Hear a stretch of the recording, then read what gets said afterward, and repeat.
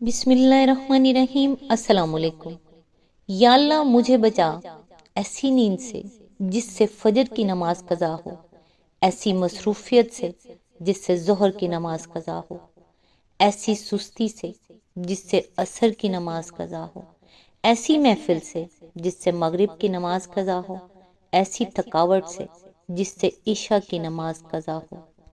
اے اللہ یا رحمان یا رحیم، تو اپنے پیارے حبیب صلی اللہ علیہ وآلہ وسلم کے صدقے آج کے دن ہماری بے حساب مغفرت فرما، ہم پر رحم فرما، ہم کو بیماری سے نکال، شفا عطا فرما، ہم سے ہر برائی ہر بیماری کو دور فرما، ہمیں خالی ہاتھ نہ لوٹانا۔ سب کی آمین کے صدقے اس دعا کو قبول فرما لے۔ ہم پر رحم کر دے، ہمارے گناہ بخش دے، ہم پر، ہمارے ماں باپ، ہمارے بہن بھائی اور ہماری اولاد پر رحم کر۔ تو اپنے اور اپنے حبیب صلی اللہ علیہ وآلہ وسلم کی رحمت کے سائے میں رکھ، آمین یا رب العالمین۔ آج انشاءاللہ سورہ یاسین کی آیت نمبر 39 سے سٹارٹ کریں گے۔ اس کا ترجمہ اور تفسیر تفہیم القرآن سے بیان کروں گی جو اہل سنت جماعت کے لیے ہے۔ اعوذ باللہ من الشیطان الرجیم، بسم اللہ الرحمن الرحیم۔ اور چاند اس کے لیے ہم نے منزلیں مقرر کر دی ہیں، یہاں تک کہ ان سے گزرتا ہوا وہ پھر کھجور کی سوکھی شاخ کے مانند رہ جاتا ہے۔ اس کی تفسیر ہے، یعنی مہینے کے دوران میں چاند کی گردش ہر روز بدلتی رہتی ہے۔ ایک دن وہ ہلال بن کر طلوع ہوتا ہے، پھر روز بروز بڑھتا چلا جاتا ہے، یہاں تک کہ 14ویں رات کو بدر کامل بن جاتا ہے۔ اس کے بعد روز گھٹتا چلا جاتا ہے، حتیٰ کہ آخر کار پھر اپنی ابتدائی حلالی شکل پر واپس پہنچ جاتا ہے۔ یہ چکر لاکھوں برس سے پوری باقاعدگی کے ساتھ چل رہا ہے، اور چاند کی ان مقررہ منزلوں میں کبھی فرق نہیں آتا۔ اسی وجہ سے انسان حساب لگا کر ہمیشہ یہ معلوم کر سکتا ہے کہ کس روز چاند کس منزل میں ہوگا۔ اگر اس کی حرکت کسی ضابطے کی پابند نہ ہوتی تو یہ حساب لگانا ممکن نہ ہوتا۔ آیت نمبر 40۔ نہ سورج کے بس میں یہ ہے کہ وہ چاند کو جا پکڑے، اور نہ رات دن پر سبقت لے جا سکتی ہے، سب ایک ایک فلک میں تیر رہے ہیں۔ اس کی تفسیر ہے، اس فقرے کے دو مطلب لیے جا سکتے ہیں اور دونوں صحیح ہیں۔ ایک یہ کہ سورج میں یہ طاقت نہیں ہے کہ چاند کو پکڑ کر اپنی طرف کھینچ لے یا خود اس کے مدار میں داخل ہو کر اس سے جا ٹکرائے۔ دوسرا یہ کہ جو اوقات چاند کے طلوع و ظہور کے لیے مقرر کر دیے گئے ہیں، ان میں سورج کبھی نہیں آ سکتا۔ یہ ممکن نہیں ہے کہ رات کو چاند چمک رہا ہو اور یکا یک سورج افق پر آ جائے، یعنی ایسا بھی کبھی نہیں ہوتا کہ دن کی مقررہ مدت ختم ہونے سے پہلے رات آ جائے، اور جو اوقات دن کی روشنی کے لیے مقرر ہیں ان میں وہ اپنی تاریکیاں لیے ہوئے یکا یک موجود ہو۔ آیت میں فلک کا لفظ عربی زبان میں سیاروں کے مدار کے لیے استعمال ہوتا ہے، اور اس کا مفہوم سما یعنی آسمان کے مفہوم سے مختلف ہے۔ یہ ارشاد کہ سب ایک فلک میں تیر رہے ہیں، چار حقیقتوں کی نشاندہی کرتا ہے۔ ایک یہ کہ نہ صرف سورج اور چاند بلکہ تمام تارے اور سیارے اور اجرام فلکی متحرک ہیں۔ دوسرے یہ کہ ان میں سے ہر ایک کا فلک یعنی ہر ایک کی حرکت کا راستہ یا مدار الگ ہے۔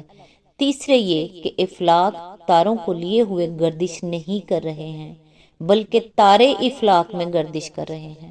اور چوتھے یہ کہ افلاک میں تاروں کی حرکت اس طرح ہو رہی ہے جیسے کسی سیال چیز میں کوئی شے تیر رہی ہو۔ ان آیات کا اصل مقصد علم حیت کے حقائق بیان کرنا نہیں ہے، بلکہ انسان کو یہ سمجھانا مقصود ہے کہ اگر وہ آنکھیں کھول کر دیکھے اور عقل سے کام لے تو زمین سے لے کر آسمان تک جدھر بھی وہ نگاہ ڈالے گا اس کے سامنے خدا کی ہستی اور اس کی یکتائی کے بے حد و حساب دلائل آئیں گے، اور کہیں کوئی ایک دلیل بھی دہریت اور شرک کے ثبوت میں نہ ملے گی۔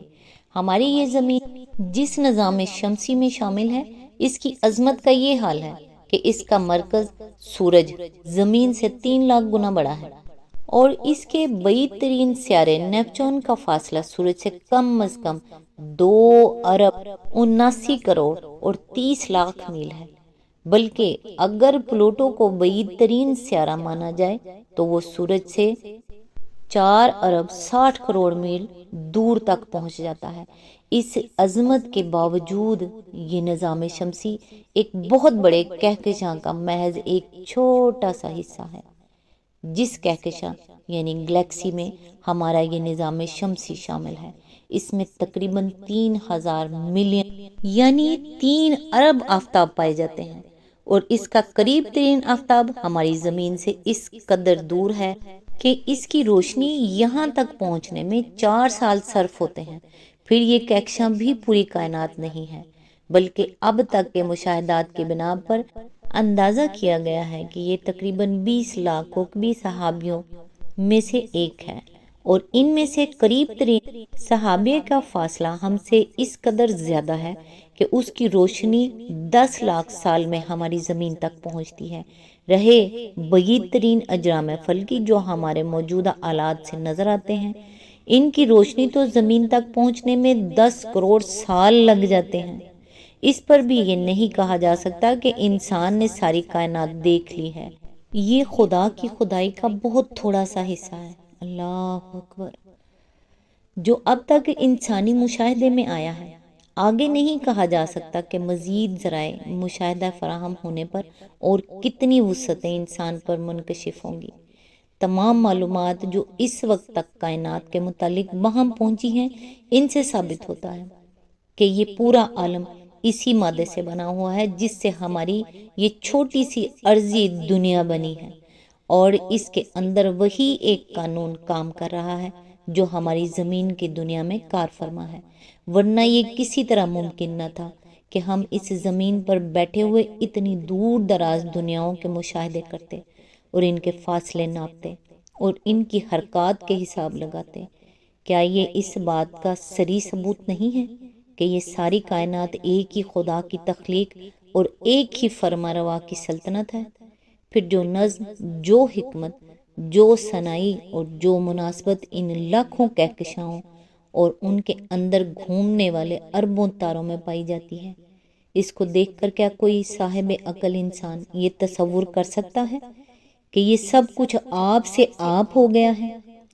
اس نظم کے پیچھے کوئی ناظم، اس حکمت کے پیچھے کوئی حکیم، اس صنعت کے پیچھے کوئی صانع اور اس مناسبت کے پیچھے کوئی منصوبہ ساز نہیں ہے۔ آیت نمبر 41، ان کے لیے یہ بھی ایک نشانی ہے کہ ہم نے ان کی نسل کو بھری ہوئی کشتی میں سوار کر دیا۔ اس کی تفسیر ہے، بھری ہوئی کشتی سے مراد ہے حضرت نوح علیہ السلام کی کشتی، اور نسل انسانی کو اس پر سوار کر دینے کا مطلب یہ ہے کہ اس کشتی میں بظاہر تو حضرت نوح علیہ السلام کے چند ساتھی ہی بیٹھے ہوئے تھے، مگر در حقیقت قیامت تک پیدا ہونے والے تمام انسان اس پر سوار تھے، کیونکہ طوفان نوح میں ان کے سوا باقی پوری اولاد آدم کو غرق کر دیا گیا تھا، اور بعد کی انسانی نسل صرف انہی کشتی والوں سے چلی ہے۔ آیت نمبر 42، پھر ان کے لیے ویسی ہی کشتیاں اور پیدا کی جن پر یہ سوار ہوتے ہیں۔ اس کی تفسیر ہے، اس سے یہ اشارہ نکلتا ہے کہ تاریخ میں پہلی کشتی جو بنی وہ حضرت نوح علیہ السلام والی کشتی تھی، اور اس سے پہلے انسان کو دریاؤں اور سمندروں کے عبور کرنے کا کوئی طریقہ معلوم نہ تھا۔ اس طریقے کی تعلیم سب سے پہلے اللہ تعالیٰ نے حضرت نوح علیہ السلام کو دی، اور جب ان کی بنائی ہوئی کشتی پر سوار ہو کر اللہ کے کچھ بندے طوفان سے بچ نکلے تو آئندہ ان کی نسل نے بحری سفروں کے لیے کشتیاں بنانے کا سلسلہ شروع کر دیا۔ آیت نمبر 43، ہم چاہیں تو ان کو غرق کر دیں، کوئی ان کی فریاد سننے والا نہ ہو اور کسی طرح یہ نہ بچائے جا سکیں۔ آیت نمبر 44، بس ہماری رحمت ہی ہے جو انہیں پار لگاتی اور ایک وقت خاص تک زندگی سے متمتع ہونے کا موقع دیتی ہے۔ اس کی تفسیر ہے، پچھلی نشانیوں کا ذکر دلائل توحید کی حیثیت سے کیا گیا تھا، اور اس نشانی کا ذکر یہ احساس دلانے کے لیے فرمایا گیا ہے کہ انسان کو فطرت کی طاقت پر تصرف کے جو اختیارات بھی حاصل ہیں وہ اللہ کے دیے ہوئے ہیں، اس کے اپنے حاصل کیے ہوئے نہیں ہیں، اور ان طاقتوں پر تصرف کے جو طریقے اس نے دریافت کیے ہیں وہ بھی اللہ کی رہنمائی سے اس کے علم میں آئے ہیں، اس کے اپنے معلوم کیے ہوئے نہیں ہیں۔ انسان کا اپنا بل بوتا یہ نہ تھا کہ اپنے زور سے وہ ان عظیم طاقتوں کو مسخر کرتا، اور نہ اس میں یہ صلاحیت تھی کہ خود اسرار فطرت کا پتہ چلا لیتا اور ان قوتوں سے کام لینے کے طریقے جان سکتا۔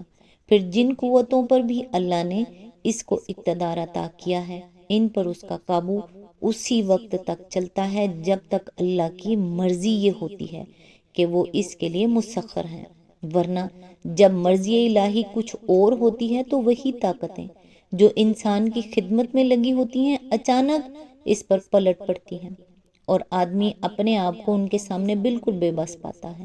اس حقیقت پر متنبع کرنے کے لیے اللہ تعالیٰ نے بحری سفر کے معاملے کو محض بطور نمونہ پیش کیا ہے۔ نو انسانی پوری کی پوری طوفان میں ختم ہو جاتی اگر اللہ تعالیٰ کشتی بنانے کا طریقہ حضرت نوح علیہ السلام کو نہ سجھا دیتا اور ان پر ایمان لانے والے لوگ اس میں سوار نہ ہو جاتے۔ پھر نوح انسانی کے لیے تمام روئے زمین پر پھیلنا اسی وجہ سے ممکن ہوا کہ اللہ سے کشتی سازی کے اصولوں کا علم پا کر لوگ دریاؤں اور سمندروں کو عبور کرنے کے لائق ہو گئے۔ مگر اس ابتدا سے چل کر آج کے عظیم الشان جہازوں کی تعمیر تک انسان نے جتنی کچھ ترقی کی ہے اور جہاز رانی کے فن میں جتنا کچھ بھی کمال حاصل کیا ہے، اس کے باوجود وہ یہ دعویٰ نہیں کر سکتا کہ دریا اور سمندر سب اس کے قابو آ گئے ہیں اور ان پر اسے مکمل غلبہ حاصل ہو گیا ہے۔ آج بھی خدا کا پانی خدا ہی کے قبضہ قدرت میں ہے، اور جب وہ چاہتا ہے انسان کو اس کے جہازوں سمیت اس میں غرق کر دیتا ہے۔ آج تک کے لیے بس اتنا ہی۔ نیکسٹ انشاءاللہ آیت نمبر 45 سے سٹارٹ کریں گے۔ تب تک کے لیے دعاؤں میں یاد رکھیے گا۔ اللہ حافظ۔